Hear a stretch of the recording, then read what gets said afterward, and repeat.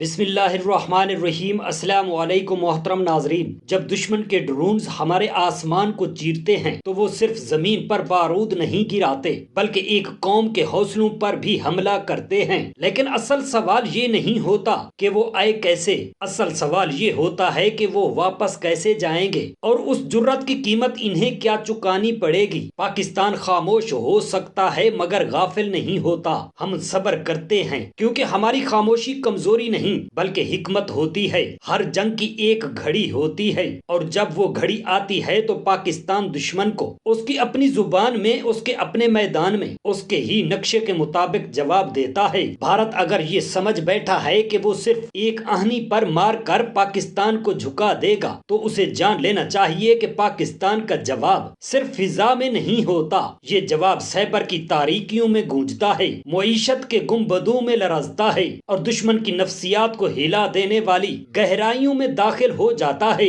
یہ جنگ صرف ہتھیاروں سے نہیں، شعور، فہم اور خوف کی لہروں سے لڑی جاتی ہے اور اب یہ جنگ شروع ہو چکی ہے۔ محترم ناظرین گرامی، آج کا دور جنگ کا جدید دور ہے۔ یہاں دشمن کا مقصد یہ نہیں کہ وہ صرف تباہی پھیلانے آئے بلکہ وہ ہمیں مہنگے ہتھیاروں کے استعمال میں الجھا کر ہماری دفاعی تیاری کو کمزور کرے۔ وہ سستے مگر چالاک ہتھیار استعمال کرتا ہے، جیسے ڈرونز یا تو بہت کم بلندی پر پرواز کرتے ہیں یا پھر اتنی اونچائی پر کہ ان کا سراغ لگانا بھی مشکل ہو جاتا ہے۔ پاکستان کا ایئر ڈیفنس سسٹم ہر دشمن حملے کے خلاف فعال اور چوکنا ہے، مگر سوال یہ ہے کہ کیا ان سستے ہتھیاروں کے لیے مہنگے میزائل استعمال کرنا دانش مندی ہوگی؟ ہر میزائل جو لاکھوں ڈالر کا ہوتا ہے وہ کسی ڈرون پر ضائع کرنا ہمیں اصل خطرے سے محروم کر دیتا ہے، کیونکہ جب دشمن کے اصلی طیارے حملہ آور ہوں گے تو ہمارے پاس ان کے جواب میں کچھ نہ بچے گا، اور یہی دشمن کی چال ہے۔ دشمن یہی تو چاہتا ہے کہ ہم جلد بازی میں اپنے قیمتی میزائل ضائع کر دیں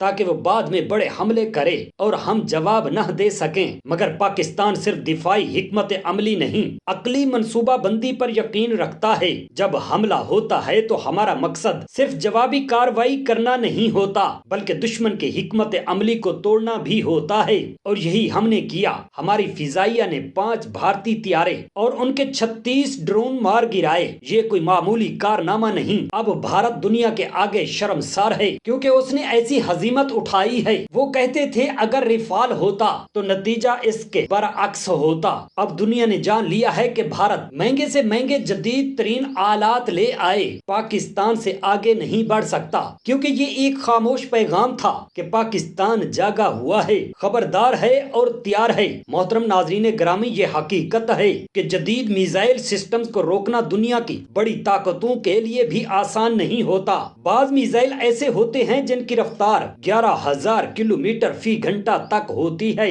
ان کے خلاف چند لمحوں میں فیصلہ کرنا ہوتا ہے اور ان کی شناخت کرنا بھی، اور انہیں روکنا کسی معجزے سے کم نہیں ہوتا۔ پاکستان نے محدود وسائل میں وہ معجزہ کر دکھایا۔ ہم پر حملہ ضرور ہوا مگر دشمن کو یہ اندازہ ہو چکا ہے کہ اس نے کس قوم کو للکارا ہے۔ اگر پاکستان کچھ بھی نہ کرتا تو دشمن کو اتنی تکلیف نہ ہوتی کہ وہ بدلے کی بات کرتا، اور نہ ہی وہ یہ کہتا کہ ہم نے اپنی دفاعی تنصیبات کھو دی ہیں۔ یہ وہ وقت ہے جب دشمن کی خاموشی خود اس کی شکست کا اعلان ہے۔ وہ بول نہیں رہا کیونکہ وہ جانتا ہے کہ اگر وہ کچھ کہے گا تو ثبوت مانگا جائے گا، اور ثبوت ہمارے پاس ہے ہی نہیں، کیونکہ وہ ثبوت پاکستان کے پاس ہے۔ ہماری سرزمین پر گرنے والے دشمن کے ڈرون، ان کے طیاروں کی باقیات سب گواہ ہیں کہ پاکستان نے صرف جواب نہیں دیا بلکہ ایسا جواب دیا ہے جس کی گونج دہلی کے ایوانوں تک سنائی دے رہی ہے۔ یہ جنگ ہمارے شعور، ہماری سوچ اور ہماری تکنیک سے لڑی جائے گی۔ دشمن جو قدم اٹھاتا ہے اس کے پیچھے کی نیت کو پاکستان خوب پڑھ لیتا ہے،